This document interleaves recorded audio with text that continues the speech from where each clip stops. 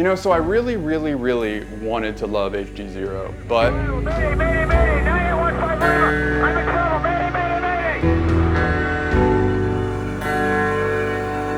November 9815 Lima, what up, go ahead. I'm telling you where I'm going, I'm gonna crash, mayday, mayday,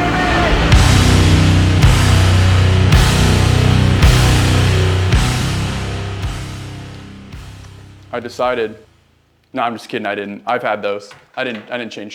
I was just kidding. All right, so it's been about 1 whole year since I first started flying with the HDzero goggles, and I just really wanted to talk about some of the experiences that I've had with this video system and the goggles. So as people who fly and play with FPV drones, there's a few things to consider when you're thinking about what video system do you want to use. You know, there's a list of things that go into consideration. The one thing with these lists of things is you don't get them all. You have to choose what you want, what's important to you, right? Number 1, video quality, right? My handwriting sucks because I'm trying to make this as fast as possible. You know, if you want the best possible image that you could possibly have, you know, the crystal clear video, obviously something like DJI, right? And then also let's say you want, you know, awesome penetration.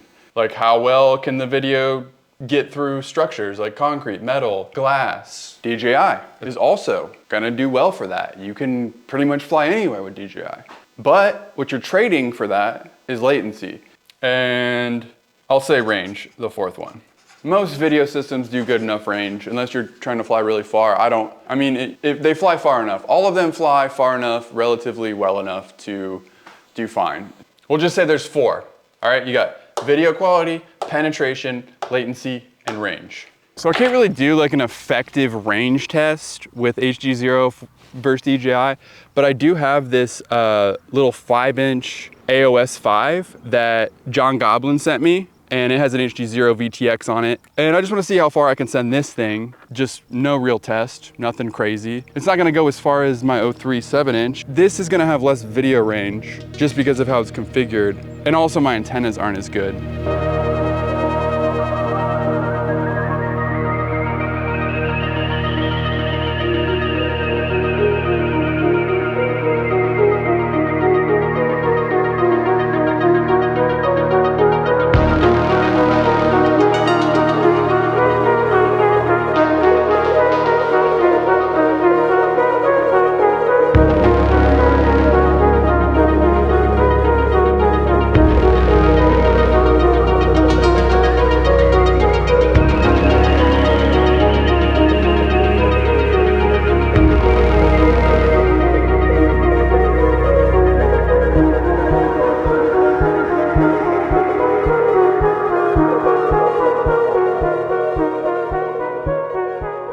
Also, there's only 3 video systems for digital FPV. So if you want to fly digital, you literally have 3 choices. So I've flown almost all the video systems. I've never flown Walk Snail, but I don't really care about that. That's just like wish.com DJI. So I started with analog for a few months, and then I switched to DJI. You know, I started with the Vista, and then I upgraded to the 03, and I liked it. It was fine. It worked. It looked nice. I could go behind inside of anything. I could fly through 18 layers of concrete if I wanted. I'm exaggerating, obviously. I learned how to become more confident flying when I was flying DJI, and I was like, oh, latency? I don't know anything about latency. Latency's not real. I don't even notice it. That is until I started flying HDzero, I truly began to notice this latency.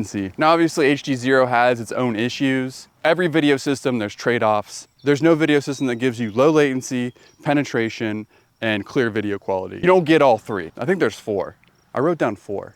Video quality, penetration, latency, and range. So you don't get everything, okay? You gotta pick and choose. You gotta choose what's most important to you. To me, it used to be video quality, right? I was like, I'll have really good video quality. I can see everything really clearly. There's not any breakup like analog has, or even HDzero. But I was sacrificing a little bit of latency. And yes, if you fly DJI for long enough, you can get used to it, and it's not really that big of a deal. You adjust, you adapt. You don't really notice it when you fly it long enough. But you notice it when you switch to something else with a lower latency.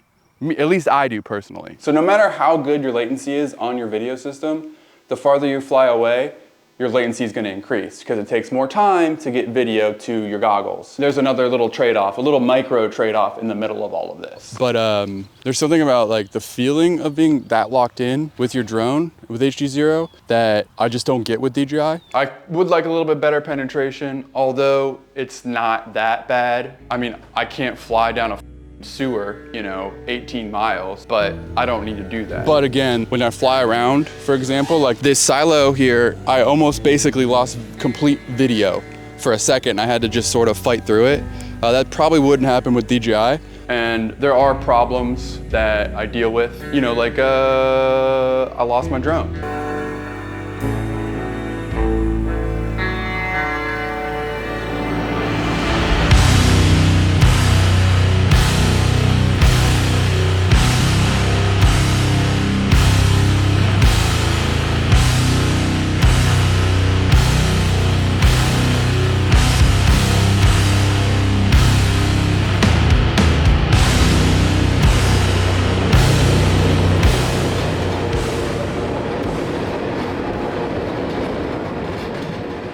This is why I lost signal. I was blocked by 2 concrete walls. That's my fault for doing that.